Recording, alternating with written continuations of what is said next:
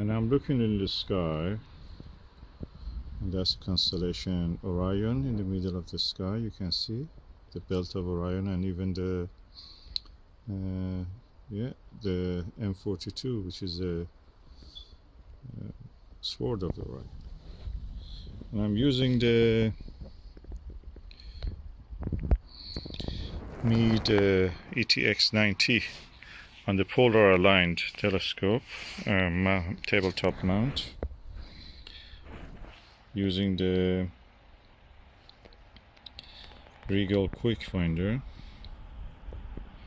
and 20mm Orion Expanse. The image quality is superb, sharp. It's achromatic.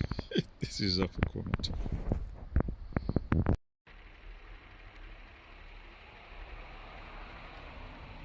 I'm holding the camera by hand.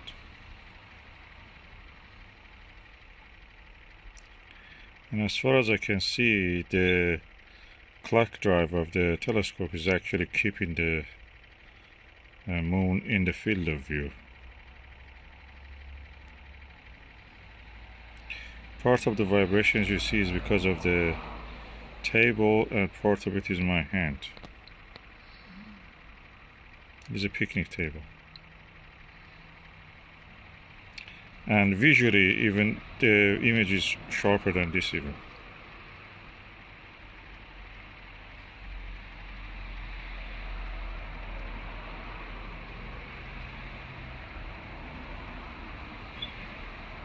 Moon has not moved from the field of view. That clock drive is working.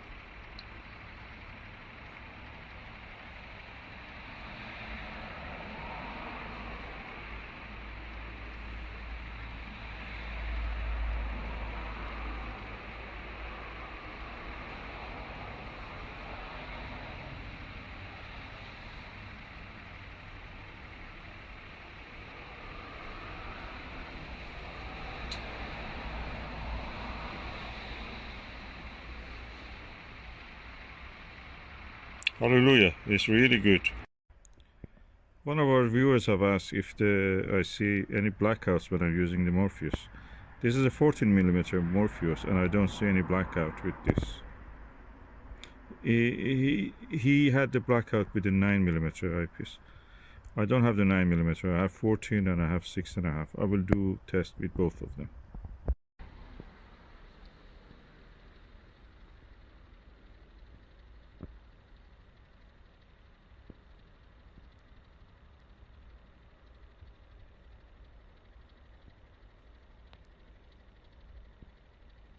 My hand is moving, and also the table is wobbling.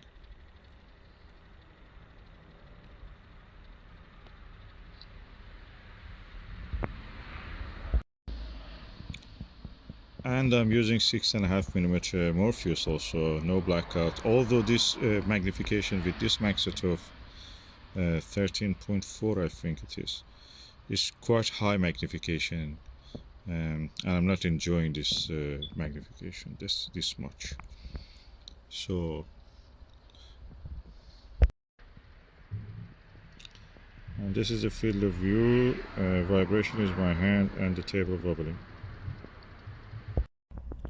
And this is the Skywatcher Nirvana 16mm 82 degrees field of view eyepiece.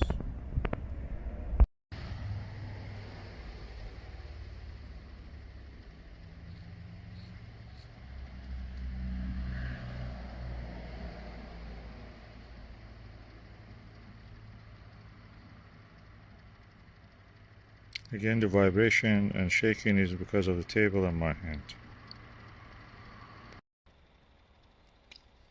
And this is Televue Panoptic 24mm 68 degrees. Is the widest field of view when using 1.25 inch eyepiece. As you can see, this is the widest field of view. Amazing clarity. The clouds are coming.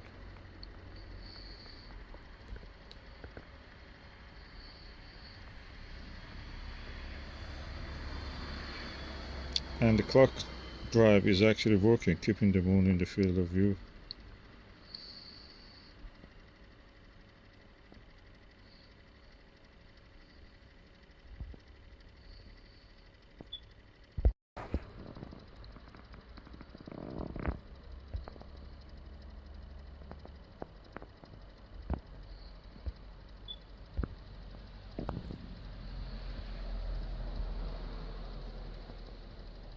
Amazing, it's nice to have the target staying in the field of view.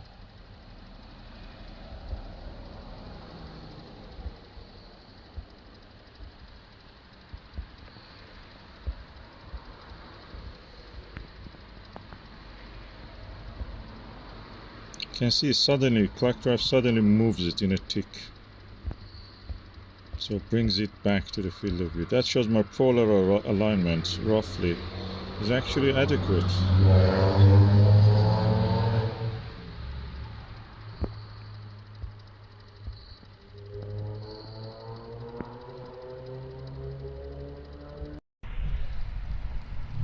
This is a Celestron E Lux 25mm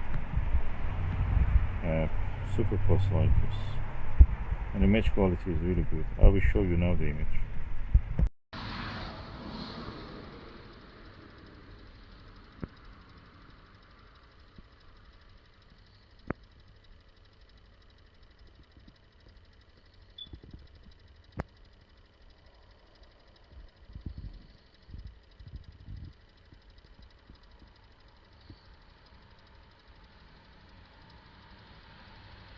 Celestron E Lux 25mm eyepiece. Plössl.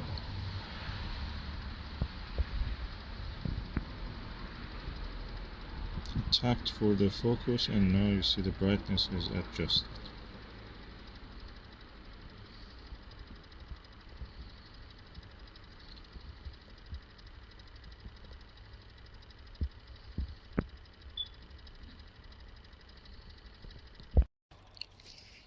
And this is the Meade 40mm Plössl.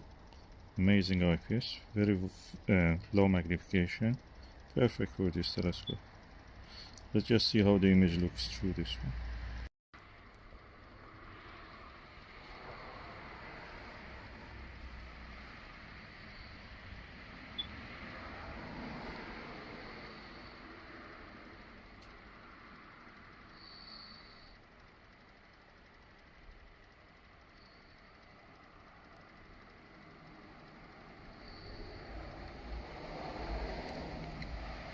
So you hear sometimes a tap tap tap sound.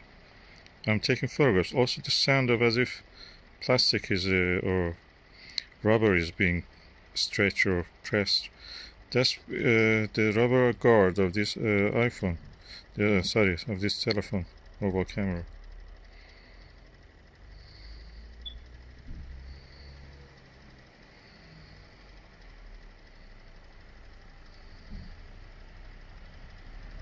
So all in all, I think that I have a nice experience with this now. I've tested it with different eyepieces, and the telescope was able to keep the item in the field of view. I'm a little bit disappointed with the Rigel. It's very difficult to actually get and see the anything, you know, you don't see even the red dot. So I prefer probably a normal finder scope. Hallelujah, I was able to get an image with the Rigel QuikFinder. You can see the three stars of the belt of Orion, and I'm going, and then the target is now clearly, you can see, is the M42. Oh, I'm so delighted. I think the first time I couldn't see it, probably it was not on, or it was very dimmer. I should have turned the knob completely. So, lovely, nice view.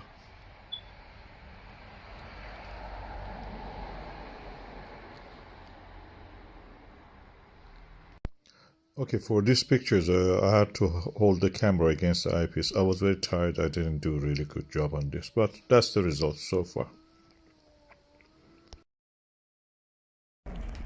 Hallelujah. I can see the trapezium 4 members of it, or at least 3 members of it, with a 40mm eyepiece, Meade 40mm Plössl. Amazing. Yeah, any eyepiece I put here, now I have the Televue, will give me the sharpest images I've ever seen. Maksutovs are the best telescopes. Value for money. You don't need a Takahashi, this is a Takahashi. Better.